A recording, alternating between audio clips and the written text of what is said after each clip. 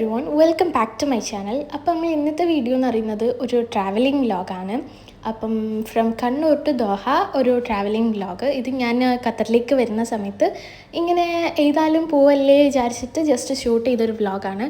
And ഇത് ഞാൻ ഇപ്പോഴാണ് എഡിറ്റ് ചെയ്തിരുന്നത്. നാട്ടിൽ പോകാനുള്ള ടൈമായി വന്നിട്ട് ഒരു മാസം ആവാനായി.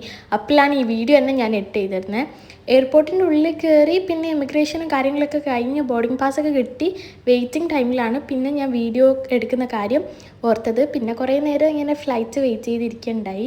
പിന്നെ ഇങ്ങനത്തെ സന്ദർഭങ്ങളിൽ ഒരു മിറർ വീഡിയോ അത് നിർബന്ധമാണ്. ഞാൻ പോകുന്നത് മാമൻ്റെ അടുത്തേക്കാണ്. അപ്പോൾ മാമൻ്റെ മോനിങ്ങനെ വിളിച്ചിട്ട് ചോദിക്കുന്നുണ്ടായിരുന്നു എത്താനായോ എവിടെ എത്തി എന്നൊക്കെ. പിന്നെ വീട്ടിലിരിക്കുന്ന സമയത്ത് തന്നെ ടൈം പെട്ടെന്ന് പോകും. പക്ഷേ ഇങ്ങനെ വെയിറ്റ് ചെയ്തിരിക്കുന്ന സമയത്ത് ടൈം പോക്കാൻ കുറേ കഷ്ടപ്പെട്ടു. അങ്ങനെ സർഫേസൊക്കെ കളിച്ച് പിന്നെ ഫോണൊക്കെ കളിച്ചുകൊണ്ട് തന്നെ ഞാൻ പെട്ടെന്ന് തന്നെ ഔട്ടായി. പിന്നെ അനിയനക്ക് പുറത്ത് പോയാൽ എന്തെങ്കിലുമൊക്കെ വാങ്ങിക്കണം. അങ്ങനെ അവൻ പോയിട്ട് ഇങ്ങനെ മുഖമൊക്കെ വാങ്ങിച്ചുകൊണ്ട് വന്നു. പിന്നെ അത് കഴിഞ്ഞ് നമ്മൾ ഫ്ലൈറ്റ് കോളിംഗ് ടൈം ആയപ്പോഴാണ് ഓന് സാൻഡ്വിച്ച് വേണമെന്ന് പറഞ്ഞിട്ട് സാൻഡ്വിച്ച് വാങ്ങി. പിന്നെ നമ്മളിത് കഴിക്കാൻ പോകുമ്പോൾ തന്നെ നമ്മൾ ഫ്ലൈറ്റ് കയറാൻ വേണ്ടിയിട്ട് വിളിച്ചു. അപ്പോൾ നമ്മൾ അതൊക്കെ ബാഗിൽ ഇട്ടിട്ട് കയറാനുണ്ടായത്. അത് ഫുള്ള് കഴിക്കുന്നുണ്ടായില്ല. പിന്നെ ഫ്ലൈറ്റിൽ നിന്നാണ് ബാക്കി കഴിച്ചത്. അപ്പം നമ്മളിപ്പം ഫ്ലൈറ്റ് കയറാൻ വേണ്ടി പോവാണ്. ഞാനും ഉമ്മയും അനിയനും ഞങ്ങൾ 3 പേരാണ് പോകുന്നത്. ആക്ച്വലി പോലല്ല, ഇവിടെ എത്തി കുറേ കഴിഞ്ഞിട്ടാണ് വോയിസ് ഓവർ കൊടുക്കുന്നത് ഞാൻ പറഞ്ഞതുപോലെ തന്നെ.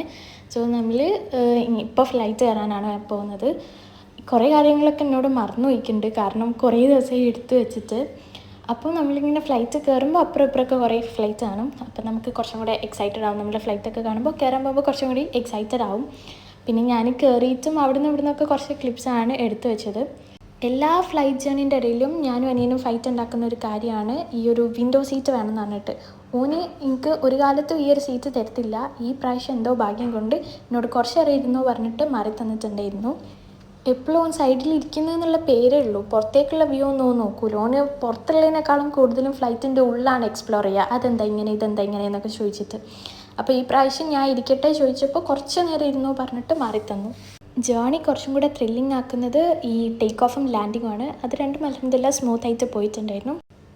And I thought this was for the first time നമ്മൾ പകൽ ട്രാവൽ ചെയ്യുന്നത്. അങ്ങോട്ടാണെങ്കിലും ഇങ്ങോട്ടാണെങ്കിലും കൂടുതലും നമ്മൾ നൈറ്റാണ് പോയിട്ടുള്ളത്. അതുകൊണ്ട് തന്നെ ലൈറ്റിൻ്റെ ഒക്കെ ഒരു വ്യൂ ആണ് കിട്ടിയിട്ടുള്ളത്. And the sky view and cloud views R perfect.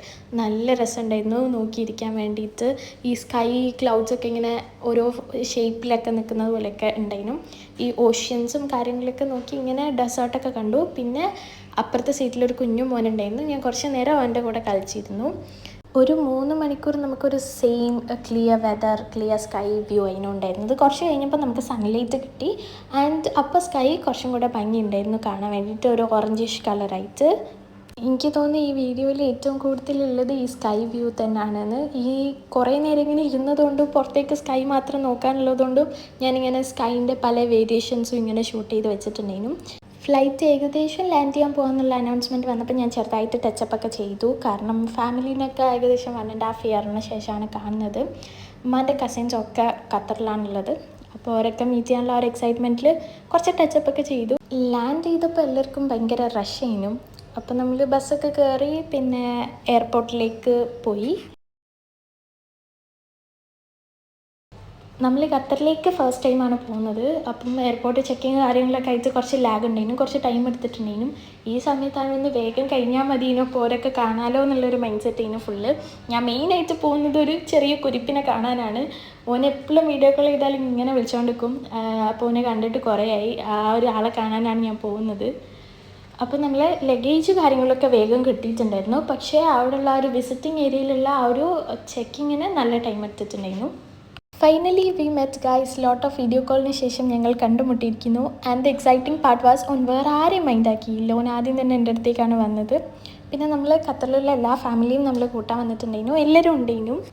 നമ്മൾ കുറച്ച് ടയർഡായിരുന്നു. അതുകൊണ്ട് തന്നെ നമ്മൾ നേരെ റൂമിലേക്ക് പോവാണ് ചെയ്തത്.